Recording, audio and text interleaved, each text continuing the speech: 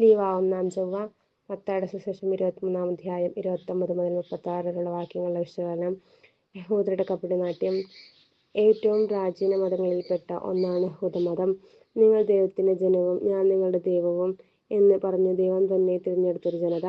അതിൽ 2000 വർഷത്തെ അഹന്ത ബാധിച്ച ഒരു സമൂഹത്തിന്റെ കാപട്യത്തെയാണ് യേശു എന്ന് വിമർശിക്കുന്നത്. അവർ ദൈവനാമത്തിൽ ഏറെ കാര്യങ്ങൾ ചെയ്യുന്നു, പക്ഷേ അതെല്ലാം മറ്റുള്ളവരെ കാണിക്കാൻ വേണ്ടി മാത്രമാണ്. ബാഹ്യമായ ആചാരാനുഷ്ഠാനങ്ങളിൽ അവരുടെ ഭക്തി കുടുങ്ങിക്കിടക്കുന്നു.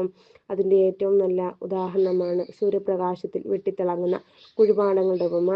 ബാഹ്യമായി ആകർഷണമാണെങ്കിലും ഉള്ളിൽ അറപ്പുളവാക്കുന്ന ദുർഗന്ധം വമിച്ച ചീഞ്ഞളിഞ്ഞ ശവശരീരമാണുള്ളത്. പുറമേയുള്ളതും ഉള്ളിലുള്ളതും ഒന്ന് തന്നെയാകണം. പറയുന്നത് പ്രവർത്തിക്കുന്നവരാകണം.